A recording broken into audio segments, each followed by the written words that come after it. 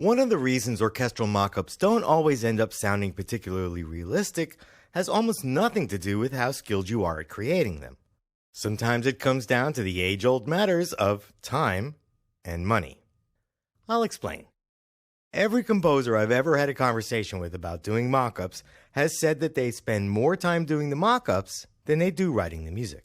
And if you're on a deadline to deliver a cue, you simply may not have the time to finesse each part to sound as realistic as possible. Though my saying that might paint a bleaker picture than it should. So you should know that there's a huge category of sounds that don't require anything more than keyboard technique for them to sound good.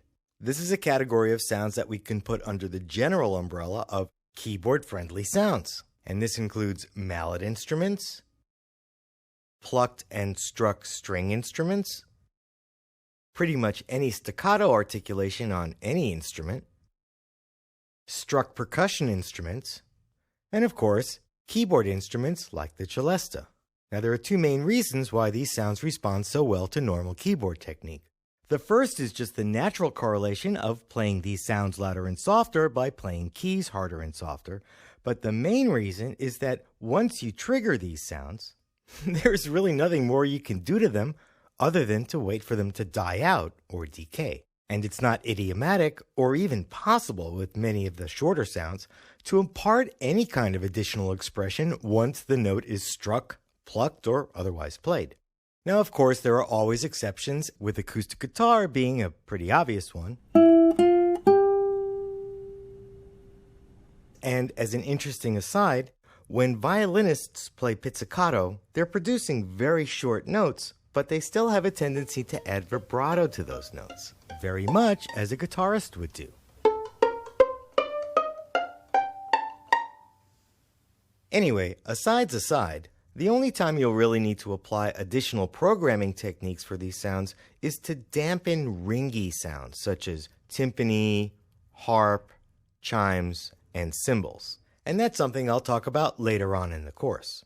But generally speaking, for the sounds on this list, keyboard technique is really all you need, thus representing the smallest degree of separation between writing and realizing a part and having it sound realistic, and time spent, I don't know, maybe having a life outside of music? Is there even such a thing? If someone would post a comment in the comments section and let me know, I'd be very grateful. Now, the list of items that do require more than just keyboard technique appear shorter on paper, but do take nice little chunks of time to realize. Starting with notes and passages that exhibit a change in sonic character or dynamics midstream. And that means anything that crescendos or decrescendos over the course of a single note or across the arc of a melodic line. Now, there are plenty of sample libraries that are set up so that riding the mod wheel or some other control give you full control over shaping the dynamics, such as creating your own crescendos and decrescendos.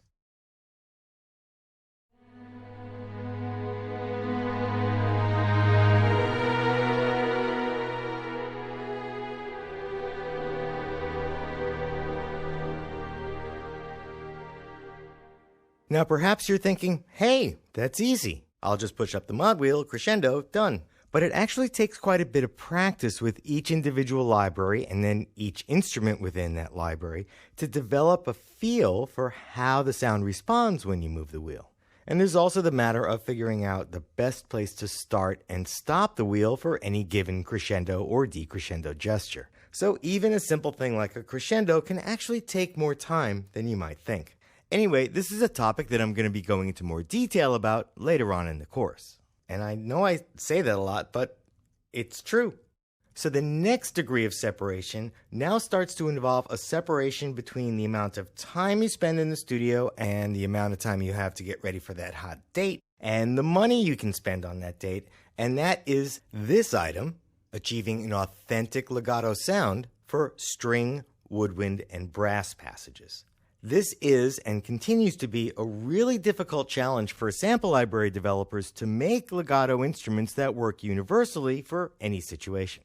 Here's a little solo flute line using the Vienna Instruments Special Edition legato flute.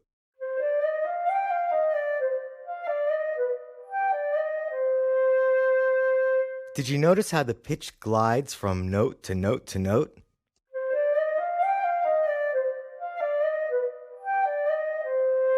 In its own right, it's kind of charming, but it's totally unrealistic.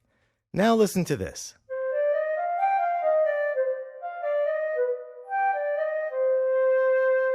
Now that's a whole lot better. And that's using the same legato samples, but in order to avoid those transitions, those pitch glides, I had to go into the Vienna Instruments sound and sort of reprogram it a bit. So here we have an example of bending the samples to our will, but it takes a lot of work.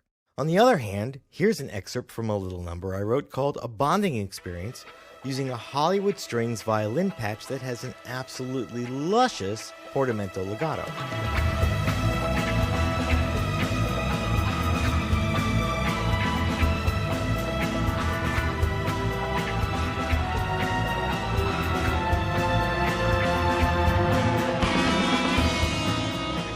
I didn't have to do any additional programming to get that to sound just right.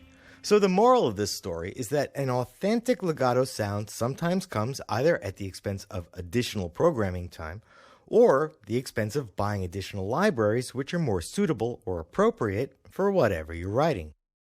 A further degree of separation between you and your hard-earned money, as well as the amount of free time you have to explore life's mysteries, exists in the form of exposed solo instruments, which are the hardest to try to get a realistic sound from because, unlike ensemble sounds, even the casual ear has a tendency to focus and scrutinize the tone, character, and performance of individual notes of an exposed solo voice. And you'll experience the same vulnerability if the character or personality of your solo voice samples comes across as canned or otherwise just not authentic. And the poster child for this is solo violin, which is notoriously difficult to mock up using samples. Now, I have a really great violinist friend who I can call when I need violin, but to aid in the mock-up process, I must have 5 or 6 different solo violin libraries, each one with its own musical personality.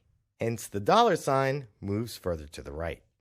Finally, there's a category of sounds that just can't be faked and require either hiring real players to perform them or spending more money on samples.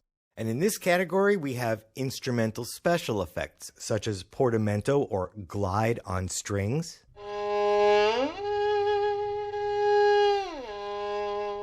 and various kinds of contemporary music and so-called aleatoric effects.